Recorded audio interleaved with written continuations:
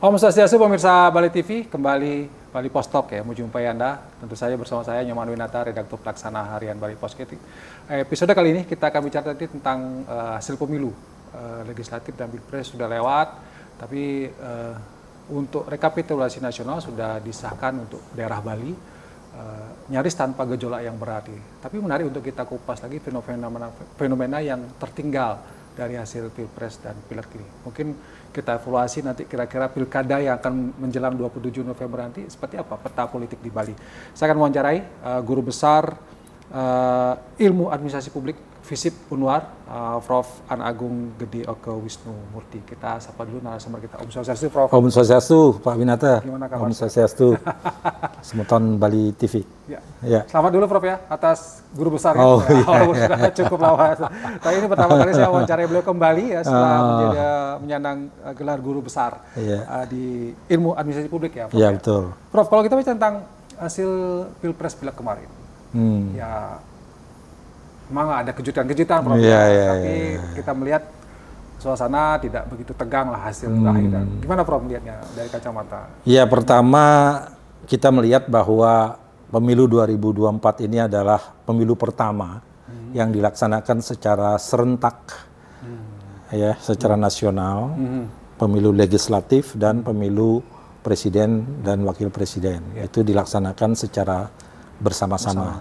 Dan tentu ini adalah pemilu terbesar ya, di dunia, dan bahkan dikatakan pemilu terumit gitu, dengan melibatkan hampir 800 penyelenggara dari tingkat KPU sampai ke KPPS. Dan melibatkan sekian partai politik dan 3 pasangan calon. Ya. Nah, dengan tingkat kerumitan yang terjadi di pemilu 2024 ini, tentu kita harus sadari bahwa di sana sini pasti ada permasalahan. Terlepas dari semua permasalahan, saya melihat khusus untuk Bali, karena pleno hasil pemilu Provinsi Bali itu kan sudah ditetapkan dalam bentuk pleno di pusat. Dan ternyata khusus untuk Bali tidak ada persoalan yang yang substantif lah untuk dipermasalahkan. Dan tentu kita juga merasakan bagaimana setelah tanggal 14 Februari kemarin situasi dan kondisi umum di level masyarakat ini cukup kondusif. Sementara di level peserta pemilu, baik itu partai politik maupun pilpres, itu juga tidak ada gejolak yang berarti, khusus untuk Bali saya lihat. Ya, kita melihat, katakanlah bahwa Bali ini kan kandangnya PDIP, calonnya kalah. Kita pernah membayangkan kalau nanti 03 kalah, masyarakat Bali akan marah. Ternyata tidak ya, Prof ya. Santai-santai saja kelihatannya, malah banyak yang tertawa-tertawa, kewenangan 02 yang... Apakah ini bagian dari kedewasaan masyarakat dan elit politik di Bali atau seperti apa, Prof ini? Ya, pertama yang harus kita lihat kan bahwa ini pemilu gitu. Pemilu ini adalah pemilu legislatif dan pilpres. Jadi secara bersama-sama. Jadi ketika kita bicara pemilu, kita tidak bisa pisah antara pilpres dan pileg, karena pemilu diselenggarakan secara serentak. Tetapi dalam hal hasil pemilu, ini kan ada satu fenomena yang menarik. Di satu sisi, di level pemilu pileg, PDIP tetap merajai di seluruh kabupaten kota. Bahkan suaranya mencapai 1.200.000-an lebih ya, pemilih. Itu mungkin sekitar 60% lebih lah yang memilih PDIP. Sementara di Pilpres itu dari 3 calon ternyata 02 itu lebih unggul dari 03 yang diusung oleh PDIP bersama P3 dan beberapa partai non-parlemen. Itu hampir 54,8%. Artinya antara suara pileg dengan suara pilpres khusus untuk PDIP di Bali itu ada perbedaan. Ada perbedaan ya. Nah, perbedaan ini tentu menjadi menarik karena orang selalu berpikir politik itu linear gitu. Iya, ya, betul. selalu berpikir politik itu linear, dan ini juga menjadi sebuah pembelajaran politik yang menarik untuk para politisi, para kader partai, bahwa kesadaran rakyat untuk menentukan pilihannya ternyata tidak serta-merta bisa dilinearitaskan gitu. Ya, dan bisa jadi, ini perlu diteliti ya, apakah suara di legislatif untuk kabupaten, provinsi, dan pusat itu linear nggak? Jangan-jangan juga tidak. Jangan-jangan juga.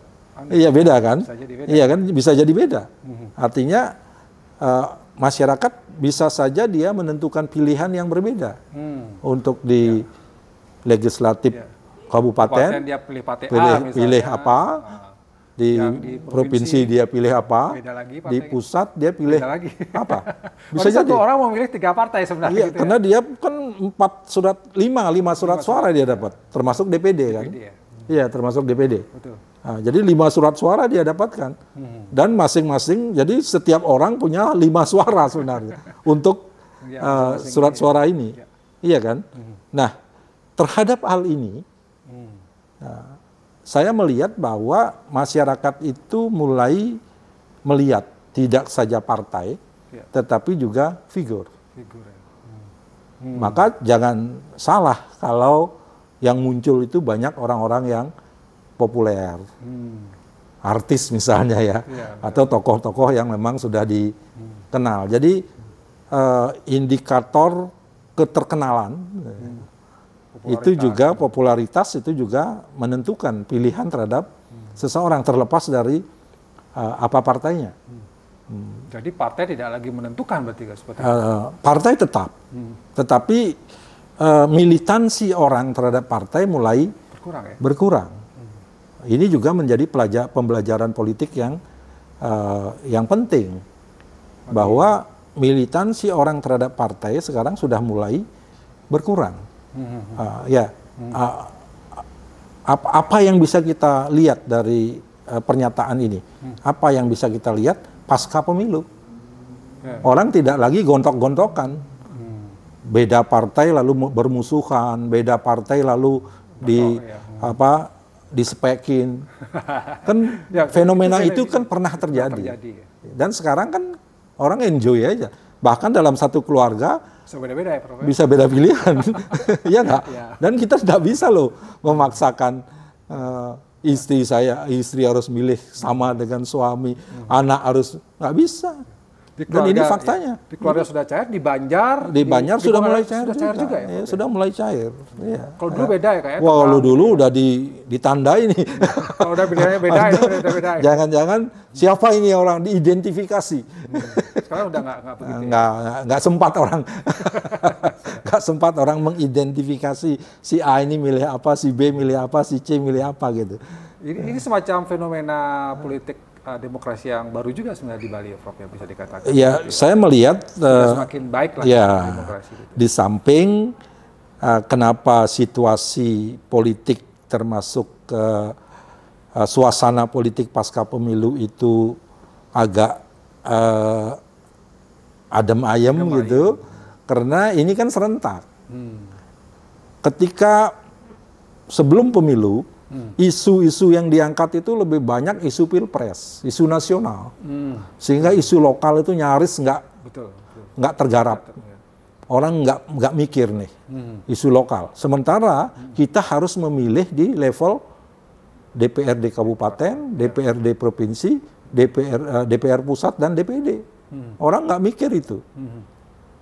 Yang terjadi kemudian adalah justru pertarungan yang sengit itu terjadi di level elit-elit partai. Baik itu antar partai maupun di internal partai sendiri. Kita lihatlah di tayangan media bahwa dalam satu partai dia bisa berkelahi karena selisih suara, yang menentukan kursi. Ya. Bayangkan siapa, gitu ya. misalnya di partai orang tidak punya saksi, Suaranya dicuri gitu ya. enggak, dalam tanda kutip ya, dan ini terjadi gitu. Jadi mereka gontok-gontokannya justru terjadi di level itu. Sementara rakyat pemilih, mereka setelah selesai menggunakan haknya, mereka kembali kepada habitatnya masing-masing gitu. Betul. Nah, kalau misalnya seperti ini fenomena yang ada terjadi, katakanlah ya partai masih tapi tidak lagi begitu dominan ya, Prof. Terbukti dari pilihan satu orang bisa di level beda-beda partainya. Nah, kaitannya dengan pilkada nanti kan? Iya. Apakah nanti juga partai itu menentukan atau figur nanti yang menentukan? Karena kan pilkada setelah ini akan masuk ke tahapan pilkada lagi. Betul. Kabupaten kota, pilbub, kemudian ada pilgub juga di Bali. Iya. Gimana peran ya katakanlah partai dominan seperti PDIP, kemudian nanti Gerindra dan segala macam. Apakah ini menjadi pelajaran penting buat mereka untuk nanti calonkan siapa yang akan dicalonkan supaya ya katakanlah mereka nanti akan menang di Sangat berpengaruh. Sangat berpengaruh. Kenapa? Karena kalau dia berasik-masuk dengan fenomena pileg dan pilpres hari ini, iya kan? Ya. Kemudian mereka tidak move on terhadap situasi dan kondisi politik, mereka kemudian akan dihadapkan dengan pemilu lokal, kita katakanlah begitu. Pemilihan kepala daerah, baik di level gubernur, bupati maupun wali kota.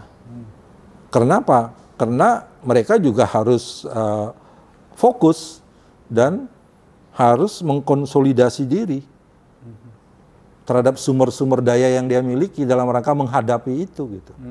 Ya, jadi tidak kalah menariknya ini, tidak kalah pentingnya juga bahwa pilkada ini harus dipersiapkan juga dengan baik dalam sisa waktu yang ada.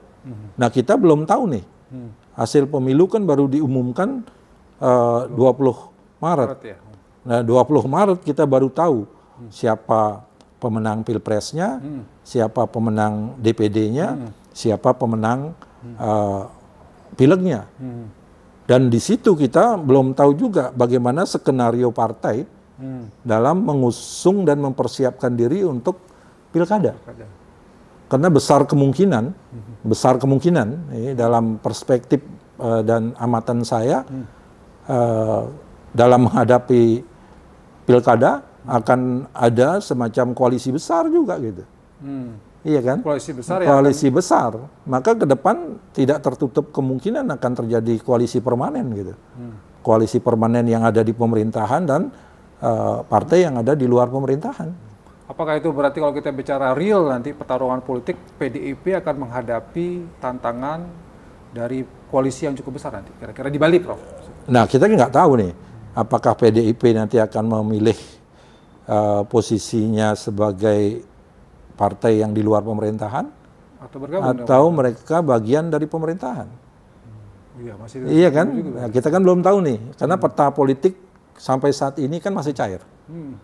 Kalaupun nanti akan terjadi hal semacam itu, maka partai-partai ini juga akan mikir nih, bahwa dia akan membangun koalisi sampai ke level daerah, baik itu bupati, wali kota maupun gubernur. Karena dukungan dari daerah terhadap berjalannya program nasional ini penting mereka garap gitu. Jadi penting mereka untuk berpikir kalau misalnya Bali apakah berada di luar pemerintahan atau bagian dari pemerintahan ya, Prof ya. Iya. Tapi kadang-kadang orang mikir kan, orang mengatakan ya siapapun yang dicalonkan PDIP di Bali itu pasti menang gitu. Apakah itu akan masih berlaku kalau belajar dari hasil Pilpres ini? Iya, kalau kita lihat kekuatan partai PDIP di Bali itu kalau merujuk kepada hasil pileg kan masih di atas masih kuat ya, masih di atas 60% lebih gitu ya. Artinya kekuatan PDIP masih dominan di Bali. Ya. Nah, sekarang sejauh mana kekuatan itu bisa dikonsolidasikan dalam rangka digerakkan untuk ke pilkada. Nah, ini kan perlu energi, perlu sumber daya. Ya. Dan akan lebih baik kalau mereka bisa menggandeng lebih banyak lagi teman-teman partai lain untuk bisa diajak bersama-sama, karena energinya akan terbagi gitu, iya kan? Ya, kenapa? Karena suasana pilpres ini juga akan mempengaruhi psikopolitik masyarakat, iya kan?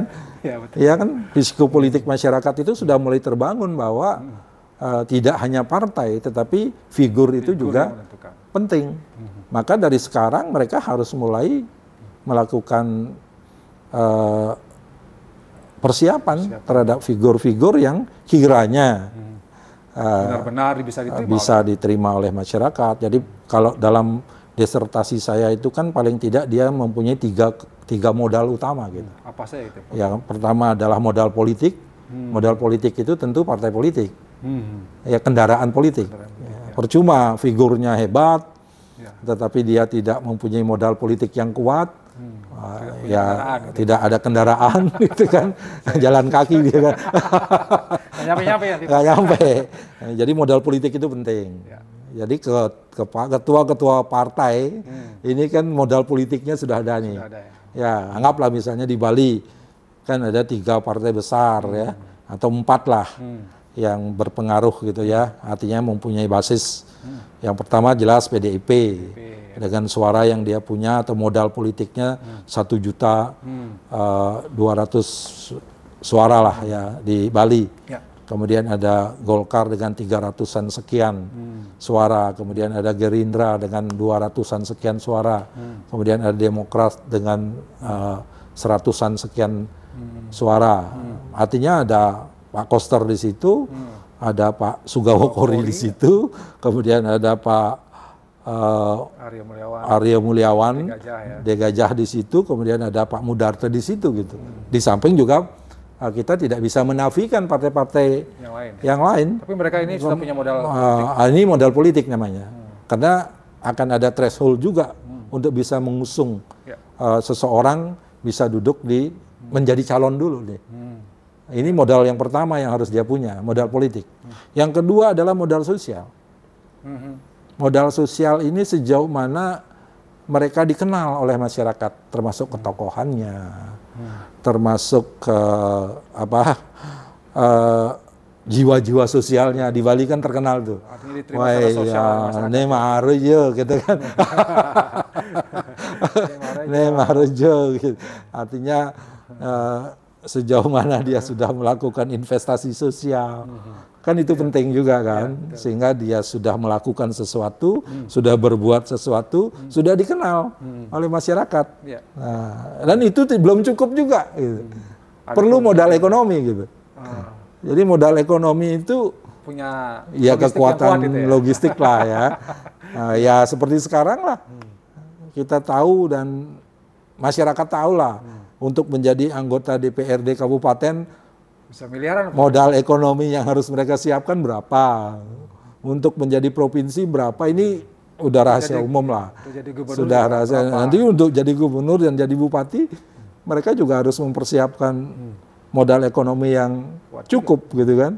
Kenapa? Karena biaya politik yang harus dikeluarkan hampir sama dengan biaya penyelenggara. Saya selalu bilang itu. Ketika ada teman-teman yang mau tanya ke saya bilang, berapa modal yang harus saya siapkan? Paling tidak, gitu, minimal harus sama dengan anggaran KPU. Banyak sekali berarti, ya? Coba, kenapa? Karena mereka harus mengkonsolidasikan gitu. Katakanlah misalnya bupati. Harus mengkonsolidasikan sekabupaten. Dari tim sesnya, kemudian saksinya, kemudian tim IT-nya, sampai kepada ketiga level, belum lagi dana-dana kampanye yang harus mereka biayai. Itu baru minimal tuh.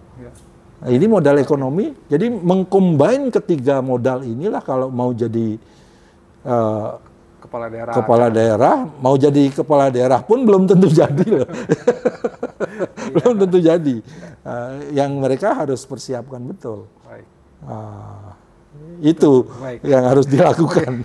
Karena waktu Prof. Ya, saya berikan kesempatan Prof ya, sedikit lagi untuk closing statement Prof. Kepada elit partai politik, kemudian juga masyarakat.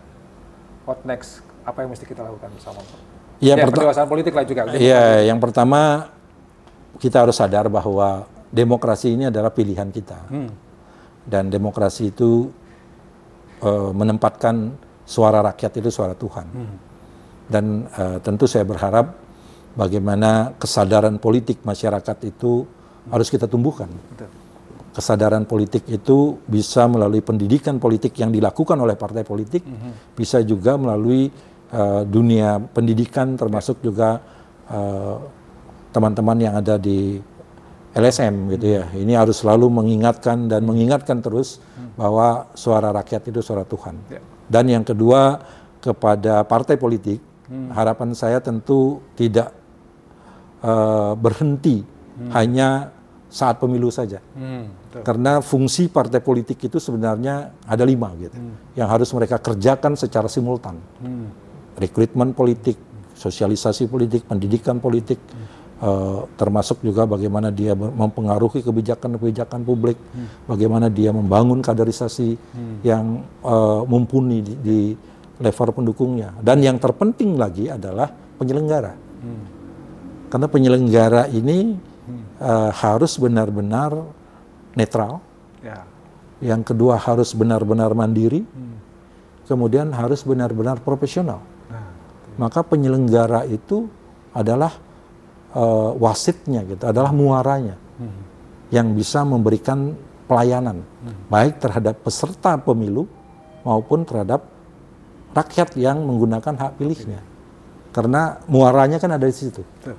Nah, kalau ketiga ini bisa berjalan dengan baik, di samping nanti dukungan pemerintah dalam hal pendanaan, maka saya yakin makin ke depan demokrasi kita akan semakin baik, masyarakat kita akan semakin dewasa, dan harapan kita akan terlahir pemimpin-pemimpin yang benar-benar memiliki visi dalam membangun daerah dan mensejahterakan rakyatnya. Baik. Itu. Terima kasih Prof atas pencerahan yang luar biasa ya. Dan demikian Bali Post Talk saya kali ini, banyak yang sudah diolah oleh Prof Wisnu Murty. Tentu ini menjadi catatan bersama kita bagaimana demokrasi di Bali sudah menunjukkan kedewasaan yang luar biasa, dan mudah-mudahan ini berlanjut juga pada pilkada yang akan datang. Sekali terima kasih atas perhatiannya. Saya tutup Bali Post Talk dengan Pramono Santi. Om Santi. Santi. Terima kasih, sampai jumpa.